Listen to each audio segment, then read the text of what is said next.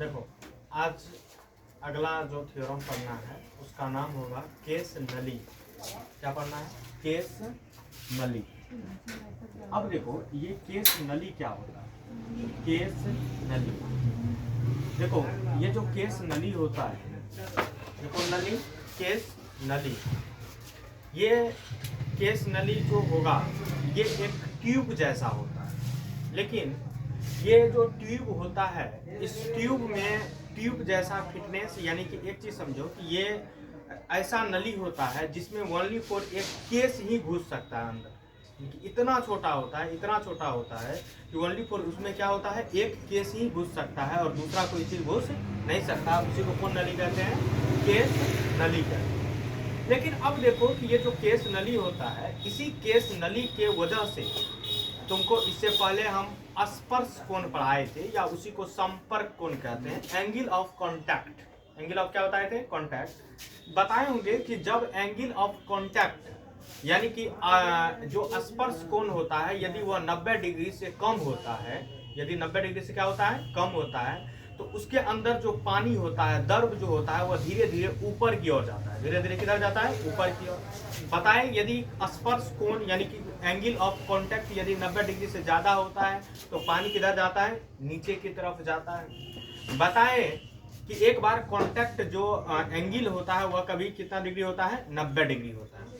तो रीजन ये है कि अब मान के चलो कि पहला चीज बताना है केस नली। केस नली बताएं कि तुमको कि यानी कि ऐसा कोई नली होता है जिसमें ओनली फॉर एक केस ही जा सकता है और दूसरा कोई चीज नहीं जा सकता, उसी को क्या बोलते हैं? केस नली। लेकिन हम उसका यदि फिगर छापेंगे तो संभव नहीं होगा, इसीलिए केस नली थोड़ा सा हमको बड़ा लेना पड़ेगा। केस नली थोड़ा सा क्या लेना पड़ेगा? बड़ा। अब देखो मान लो कि ये केस नली है, मान लेते हैं कि ये क्या है? केस नली। ये जो है तुमको जो दिख रहा है ये क्या है? केस नली। अब देखो कि ये केस नली है और इस केस नली में रीजन ये देखना है कि मान के चलो कि यदि स्पर्श कोण का मान 90 डिग्री से कम होता है तो पानी ऊपरी की ओर काहे जाता है, पानी नीचे की ओर काहे न जाता है? इसके पीछे क्या रीजन है पहले वो देखना। जैसे मान लो कि ये केस नली है और ये केस नली में इधर यानी कि अवतल शेप, कौन शेप है? ये अवतल शेप का है। इसके अंदर पानी भरा हुआ है, यानी कि लिक्विड है, द्रव भरा हुआ है। अब देखो कि इसके अंदर यदि द्रव भरा हुआ है तो देखो ये पूरा द्रव भरा है यहाँ से। लेकिन देखो इसका जो स्पर्श कोण होगा, कौन कौन होगा? स्पर्श कोण। जो इसका स्पर्श कोण होता है यानी कि angle of contact, angle of कौन सी होता है? कॉन्टैक्ट। जो स्पर्श कोण होता है, देखो इसको खींचते हैं, स्पर्श कोण ये कौन कौन है? स्पर्श कोण। तुमको बताएं कि देखो कि ये रेखा और ये जो तल है इसके बीच जो कोण बनता है इसी को कौन कौन कहते हैं? स्पर्श कोण। अब देखो स्पर्श कोण इधर से भी और इधर से भी होगा। देखो स्पर्श कोण एक और इधर से होगा, इधर से। ये कौन कौन है? स्पर्श कोण। और इसके बीच एंगल ये कितना है? थीटा। अब देखो कि यहाँ जो एंगल स्पर्श कोण है ये 90 डिग्री से क्या है? कम है। यदि स्पर्श कोण 90 डिग्री से कम होता है तो इसके अंदर जो पानी है, द्रव जो है, यह धीरे धीरे कहाँ जाएगा? ऊपर। धीरे धीरे कहाँ जाएगा? ऊपर। अब देखो कि ये द्रव यदि धीरे धीरे ऊपर जाएगा तो कैसे ऊपर जाता है? पहले देखो कैसे ऊपर जाता है, थोड़ा इसको हम देख लेते हैं। जैसे मान लो कि ये स्पर्श कोण है तो ये एंगल कितना है? थीटा। ये एंगल कितना है? थीटा। अब देखो कि ये एंगल थीटा है, मान लेते हैं कि ये तनाव बल है, टेंशन फोर्स है, यानी कि टी है। इसका भी टेंशन फोर्स ये क्या है? टी है। अब देखो कि ये टेंशन फोर्स टी है, ये टेंशन फोर्स क्या है? टी है। तो अब देखो कि ये टेंशन फोर्स टी है तो ये जेड एक्सिस में है। यदि ये जेड एक्सिस में है तो इसको एक बार एक्स में तोड़ेंगे और एक बार कौन सी में तोड़ेंगे? वाई में। एक बार एक्स कंपोनेंट और एक बार कौन कंपोनेंट? वाई में। अब देखो कि मान लो कि ये एक्स कंपोनेंट हो गया और ये कौन कंपोनेंट हो गया? वाई। अब देखो कि यदि ये एंगल थीटा है तो एकांतर कोण से ये भी एंगल कितना होगा? थीटा। यदि ये थीटा है तो ये भी क्या होगा? थीटा। यदि ये एंगल थीटा है तो ये भी क्या होगा? थीटा। अब देखो यदि ये थीटा है तो तुमको पता है यदि कि टी को थीटा के रिस्पेक्ट में तोड़ना है तो इसको क्या बोलेंगे? T cos theta. ये कौन थीटा हो जाएगा? टी कॉस थीटा, और इधर जब आएगा तो तेरा पता है कि ये कौन थीटा हो जाएगा, टी साइन थीटा। अब देखो ये यदि एंगल थीटा है तो ये भी एंगल कितना होगा, थीटा। एक बार देखो इसको एक्स में तोड़ना है और एक बार कौन सी में तोड़ना है, वाई में। एक बार एक्स में तोड़ना है, एक बार कौन सी में, वाई में। अब देखो यदि ये थीटा हो गया तो ये टी को तोड़ेगा तो ये क्या हो जाएगा, टी कॉस थीटा, और इधर तोड़ रहा है तो ये क्या हो जाएगा, टी साइन थीटा। अब एक बात तो ध्यान में रखो कि इसके अंदर यहाँ जो दर्व है, ये कौन चीज है, दर्व है। अब इसको हम यदि स्पर्श कोण से यानी कि एंगल ऑफ कॉन्टैक्ट से तोड़े तो देखो यहाँ पर थीटा तोड़ने के बाद देखो ऊपर में टी कॉस थीटा और इधर टी टर्म थीटा हो गया साइन थीटा। तो तुमको लगता होगा कि टी साइन थीटा इधर है और ये वो टी साइन थीटा इधर है, यानी कि तब देखो कि यदि कोई फोर्स है, कोई भी चीज है, एक दूसरे के विपरीत दिशा में लगता है तो वह क्या हो जाता है, शून्य। क्या हो जाता है, शून्य, जीरो। तो इसका मतलब टी साइन थीटा का कोई प्रभाव यहाँ पर नहीं पड़ेगा। रीजन ये है कि अब देखो कि यानी कि दो फोर्स जो लग रहा है वह ऊपर ही लग रहा है। क्या लग रहा है, ऊपर ही। यानी कि देखो टी कॉस थीटा और ये भी टी कॉस थीटा किधर लग रहा है, ऊपर। तो ये जो टी कॉस थीटा ऊपर लग रहा है तो इसका मतलब कि ये दर्व जो है नीचे से कहां जाएगा, ऊपर की ओर। दर्व नीचे से कहां जाएगा, ऊपर की ओर। काहे जाएगा, काहे कि ये कौन थीटा की वजह से जाएगा, टी कॉस थीटा। यानी कि देखो टी कॉस थीटा है इसीलिए ये दर्व जो है नीचे से कहां जाएगा, ऊपर की ओर। अब देखो कि ये जो टी कॉस थीटा है, ये टी कॉस थीटा ऊपर में जितने भी पूरे परिधि है, ये पूरे जो क्या है, परिधि है, पूरे परिधि पर लगता है। थोड़ा सा हम तुमको दिखा देते हैं। जैसे मान के चलो ऊपर वाला ये जो चीजें तुमको दिख रहा है ये थोड़ा वृत्त के टाइप का होगा। थोड़ा सा किस टाइप का होगा, वृत्त टाइप का। अब देखो वृत्त के टाइप का होगा और वृत्त के हर एक पोजीशन पर नीचे यानी कि नीचे से कारण ऊपर की तरफ क्या लगता है, फोर्स लगता है। नीचे से किधर लगता है, ऊपर की तरफ क्या लगता है, फोर्स लगता है। और कौन फोर्स लगता है, टी कॉस थीटा। इसीलिए दर्व जो है नीचे से कहा जाता है, ऊपर की ओर। इसलिए दर्व नीचे से कहा जाता है, ऊपर की तरफ। अब देखो कि दर्व नीचे से ऊपर की तरफ जाता है तो कहीं ना कहीं फोर्स लगता है। कहीं कहीं क्या लगता है, फोर्स। बिना फोर्स का कोई दर्व जो है वह नीचे से ऊपर की तरफ नहीं जाएगा। यानी कि नीचे से ऊपर जाने के लिए फोर्स लगता है। क्या लगता है, फोर्स। और ये फोर्स क्या लग रहा है, देखो टी कॉस थीटा। कौन थीटा लग रहा है, टी कॉस थीटा। लेकिन ये देखो कि ये एक वृत्त है। ये कौन चीज है, वृत्त। और थोड़ा पता है वृत्त का परिधि क्या होता है, 2 पाई आर। वृत्त का परिधि क्या होता है, 2 पाई आर। यदि आर त्रिज्या का होगा तो वृत्त का परिधि क्या होगा, 2 पाई आर। तो यानी कि ऊपर की तरफ जो बल लग रहा है, यानी कि यहाँ से जो ऊपर की तरफ क्या लग रहा है, बल लग रहा है, जो दर्व को नीचे से ऊपर की तरफ क्या कर रहा है, खींच रहा है, तो कहीं कहीं बल लगता होगा। और वह बल लगता है 2 pi R T cos theta. T कौन थीटा, कॉस थीटा। यानी कि एक बात ध्यान में रखो कि यानी कि ये जो दर्व है, ये क्या है, दर्व है, ये नीचे से ऊपर की तरफ जो जाएगा ये कौन थीटा की वजह से जाएगा, यानी कौन फोर्स की तरफ जाएगा, 2 pi R T cos theta. कौन सी की वजह से जाएगा, 2 pi R T cos theta. यानी कि इसी की वजह से दर्व जो है धीरे धीरे कहां जाएगा, ऊपर की तरफ जाएगा। अब देखो कि ये जो दर्व है ये इस फोर्स की वजह से, बल की वजह से कहां जाएगा, ऊपर की तरफ जाएगा। लेकिन अब देखो हर एक स्थिति में यही फोर्स लगे, या हर एक पोजीशन में हर एक जगह पे यही फोर्स लगेगा, तो इसका मतलब है कि धीरे धीरे धीरे धीरे फोर्स कहां चले जाएगा, ऊपर चले जाएगा। और ऊपर कितना ऊपर चले जाएगा, अनंत ऊपर जाएगा, ऐसा बात नहीं है। अब क्या करता है कि यानी कि इसका मतलब ये जो ऊपर की तरफ जो फोर्स जा रहा है, देखो फोर्स कितना जा रहा है ऊपर की तरफ, ये जो दर्व जो नीचे से ऊपर जाएगा वो कितना फोर्स की वजह से जाएगा, 2 pi R T cos theta. तो किसके वजह से जाएगा, बोलो तो 2 पाई आर टी कौन थीटा, कॉस थीटा की वजह से जाएगा। लेकिन नीचे की तरफ भी क्या लगता है, फोर्स लगता है, बल लगता है, जो इसको क्या करता है, रोकता है। इसको क्या करता है, रोकता है। और उस फोर्स का नाम होता है mg। कौन बल, mg। यानी कि अब देखो यदि ये mg छोटा पड़ जाएगा और टी कॉस थीटा जो है ये यदि बड़ा हो जाता था, यदि mg छोटा हो गया और टी कॉस थीटा यदि बड़ा हो गया तो समझ जाना कि वह दर्व जो है नीचे से धीरे धीरे कहां जाएगा, ऊपर। लेकिन कभी कभी क्या हो जाता है, टी कॉस थीटा mg के क्या हो जाता है, बराबर। टी कॉस थीटा mg के क्या हो जाता है, बराबर। तब वहां से दर्व जो है ऊपर जाना क्या हो जाता है, बंद हो जाता है। जहां था दर्व वहीं रह जाता है। बात समझा कि नहीं, यानी कि दर्व जहां है वहीं रह जाता है। जब तुमको ये फोर्स यानी कि 2 pi R T cos theta यदि बराबर हो जाएगा किसके, mg के, बराबर किसका हो जाएगा, mg का, तो समझ जाना कि वो जो दर्व है वह ऊपर जाना क्या हो जाएगा, बंद हो जाएगा, ऊपर जाना क्या हो जाएगा, बंद हो जाएगा, और जैसे था वैसे ही क्या होगा, रह जाएगा। अब एक बात ध्यान में रखो कि ये 2 pi R T cos theta किसके बराबर होगा, mg के। किसके बराबर होगा, mg के। तो अब इसमें एक चीज ज्ञात करनी है कि कितनी ऊंचाई तक जाएगा, कितना ऊंचाई तक, क्या बोल रहे हैं, समझ लो पहले बात को।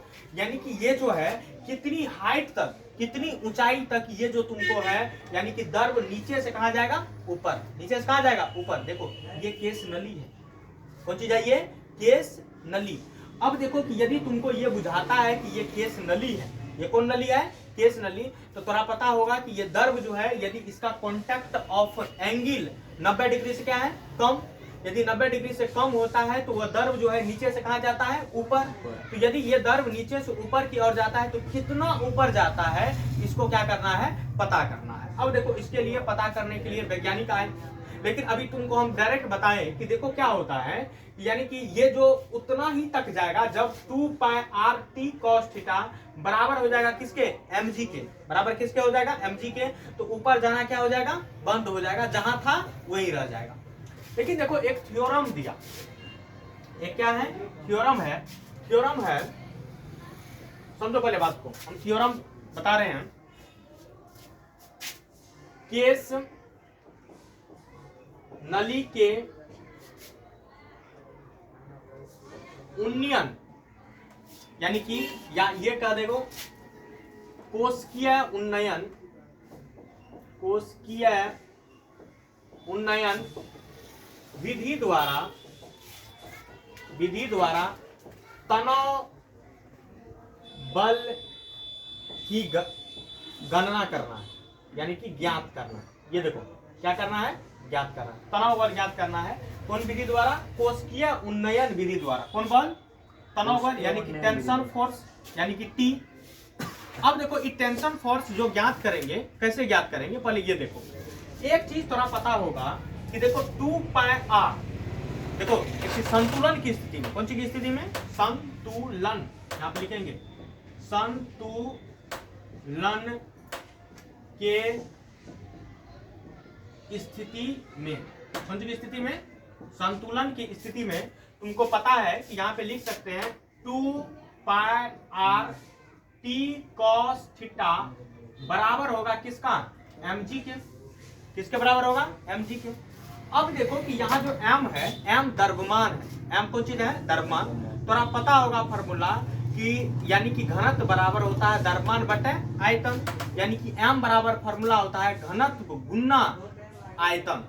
द्रव्यमान बराबर क्या होता है फॉर्मूला, घनत्व गुना आयतन। घनत्व को कौन चीज द्वारा नोट करते हैं, d द्वारा, और आयतन को कौन चीज द्वारा, v द्वारा। तो अब देखो कि यहाँ पर हम लिख सकते हैं कि 2 pi R T cos theta बराबर होगा, ये देखो m जो है, ये कौन चीज है, m, ये जो द्रव्यमान है, ये द्रव्यमान को क्या लिख सकते हैं, घनत्व इंटू वॉल्यूम इंटू क्या हो जाएगा, g। अब देखो कि यहाँ पर लिख सकते हैं, यहाँ देखो 2 पाई आर टी कौन थीटा, कॉस थीटा बराबर।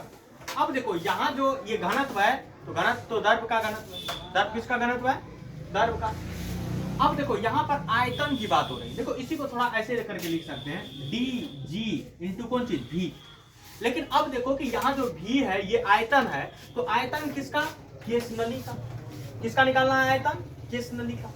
अब देखो इसका आयतन कैसे निकालते हैं, मान लो इधर देख लो, यहाँ से देखो, यहाँ से देखो द्रव्य कैसे भरा हुआ है, देखो यहाँ देखो ये जो तुमको दिख रहा है, ये आर त्रिज्या का, कहीं कहीं रेडियस होगा, त्रिज्या होगा, और इसकी ऊंचाई क्या मान लेते हैं, h। ऊंचाई इसकी कितनी है, h ऊंचाई का, और इसका त्रिज्या क्या है, r है। तो ये तुमको बेलन लगता होगा, ये कौन चीज लगता होगा, बेलन। तो एक चीज समझो कि ये जो द्रव्य का हम आयतन निकालेंगे, तो इसका मतलब द्रव्य का आयतन बेलन के आयतन के क्या हो जाएगा, बराबर होगा। तो तुमको पता है कि बेलन का आयतन क्या होता है, पाई आर स्क्वायर h, क्या होता है, पाई आर स्क्वायर h।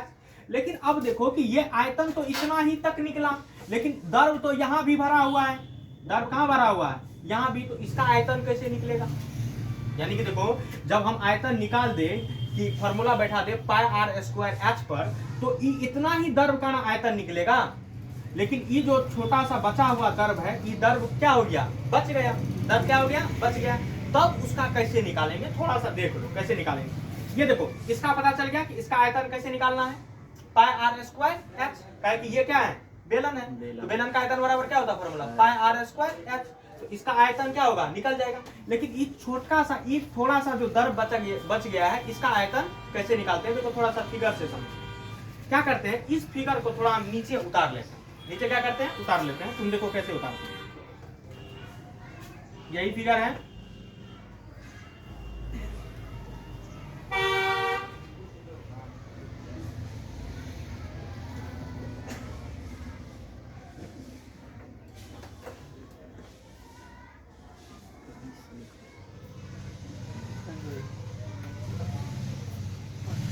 देखो इस टाइप से है कि नहीं। अब देखो यहाँ से यहाँ तक इसका क्या मान लेते हैं हम, त्रिज्या। यहाँ तक इसका क्या मान लेते हैं, त्रिज्या। अब देखो दर भरा हुआ है इसी को, भरा हुआ है कि नहीं रे, देखो इसको, इस फिगर को देखो, दर भरा हुआ है इसमें। अब देखो कि यदि दर्भ इसमें भरा हुआ है तो इस दर्भ का यदि क्या निकालना है, आयतन निकालो। भरा हुआ दर्भ का क्या निकालना है, आयतन। तो ये जब भरा हुआ दर्भ का आयतन निकालना है तो इसका त्रिज्या क्या है, आर। देखो ये जो तुमको दिख रहा है, ये फिगर जो दिख रहा है, जितना इसका त्रिज्या है उतना ही इसकी क्या है, ऊंचाई भी है। उतना इसका क्या है, ऊंचाई भी है। यानी कि यहाँ पर त्रिज्या ऊंचाई के क्या है, बराबर। एक चीज समझो, यहाँ पर त्रिज्या ऊंचाई के क्या है, बराबर। तो मान लो कि ये एक बेलन, मान लो ये एक क्या है, बेलन। अब देखो लेकिन निकालना है कि इसी दर्भ का, ये कौन चीज है, इस दर्भ का क्या निकालना है, आयतन निकालना। तो इस दर्भ का आयतन जो निकालना है, तो ये जो तुमको दिख रहा है, ये जो शेप जो खाली है, ये देखो ये अर्धगोला जैसे है कि नहीं, ये कैसा जैसा है, अर्धगोला। यहाँ पे ध्यान रखो कि त्रिज्या जो है ऊंचाई के क्या है, बराबर। यहाँ पे त्रिज्या किसके बराबर है, ऊंचाई के।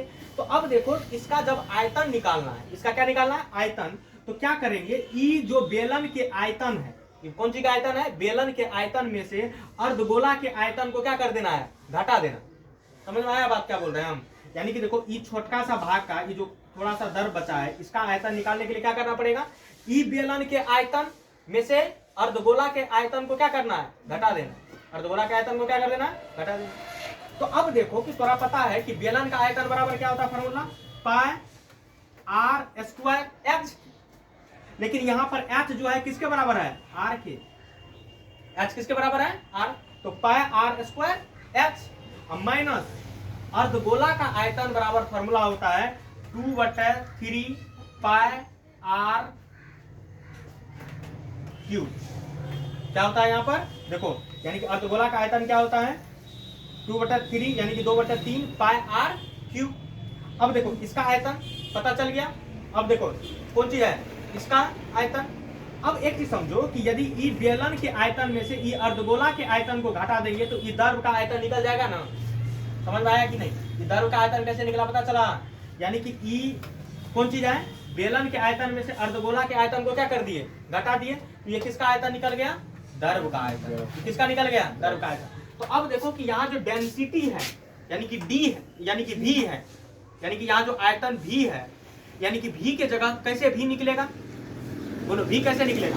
पहला इसका आयतन बोलो, पाई आर स्क्वायर एच है।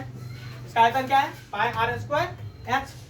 अब देखो इसका आयतन देखो कैसे निकालेंगे, ये आयतन कैसे निकलता है, यानी कि पूरे का आयतन कैसे निकालेगा, पहले देख लो। क्या करेंगे, ये देखो पाई आर स्क्वायर एच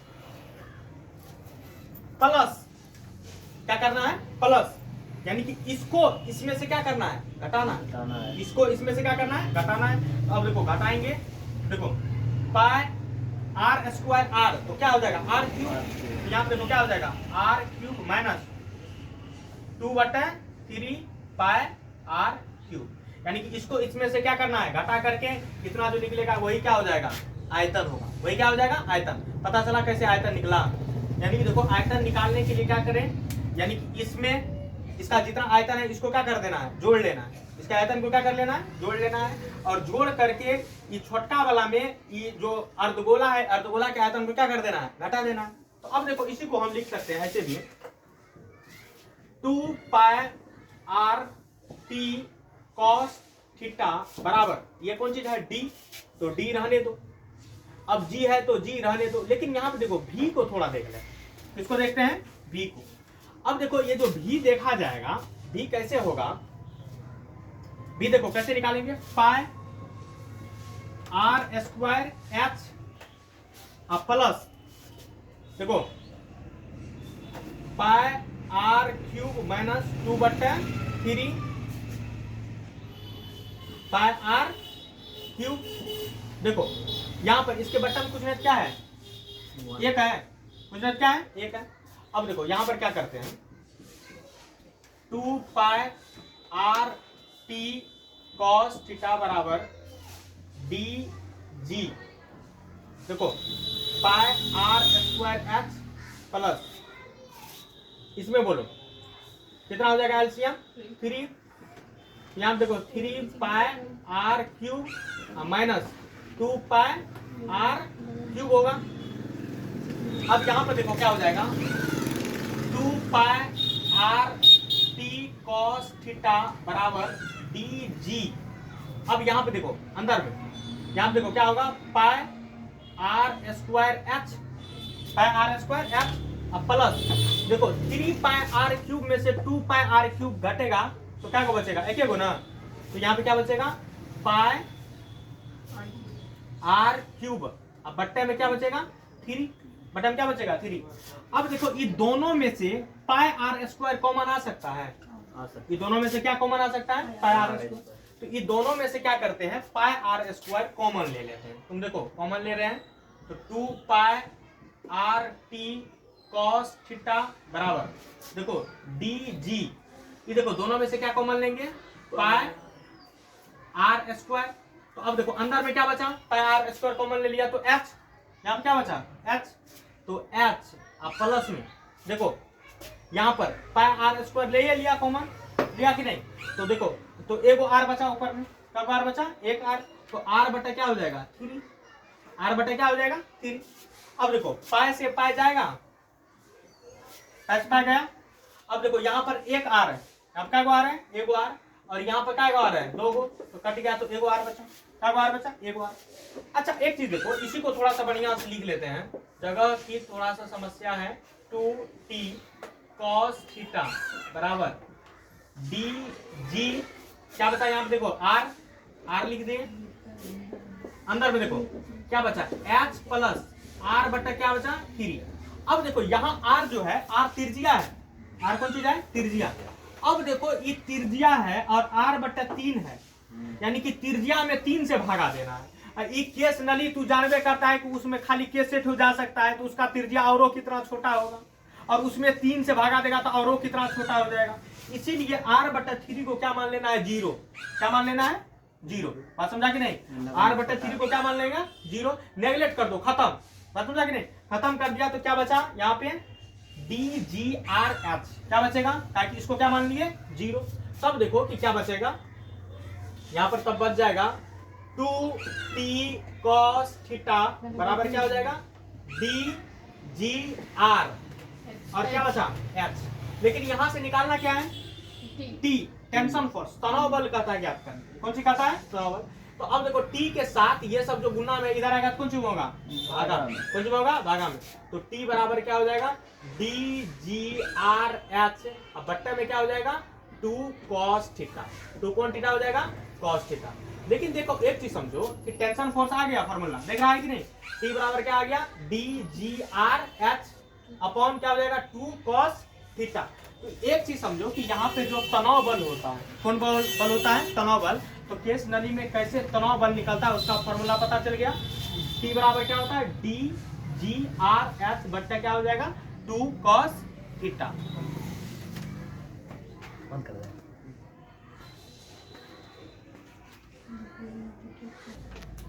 चलो देखो यहाँ पर जो हम निकाले हैं कोष्ठीय उन्नयन विधि द्वारा तनाव बल, t बराबर फॉर्मूला था डी जी आर एच बटे 2 cos थीटा।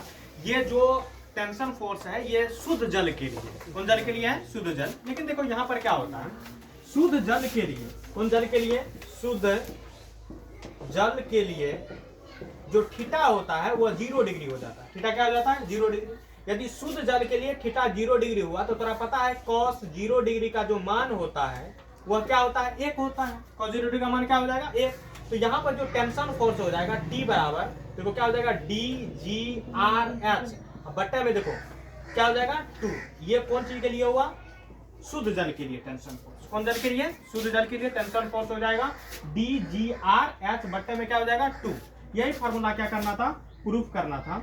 अब देखो ये जो चैप्टर है, ये चैप्टर में थोड़ा सा हमने वीडियो जो बनाया है अंतिम वाला से बनाया है। देखो कल से उष्मा चालू करेंगे और उष्मा जब चालू करेंगे तो हमको पूर्ण विश्वास है कि तुम लोग को 100% समझ में आ जाएगा। लेकिन इसमें थोड़ा नहीं भी आ सकता है, काहे कि शुरुआत से पढ़ा नहीं है। जो कहीं और जगह पढ़ा होगा उसको समझ में आएगा इस वीडियो को, लेकिन जो शुरुआत में देखेगा ओकरा साफे समझ में नहीं आएगा। चलो लिख लो इसको।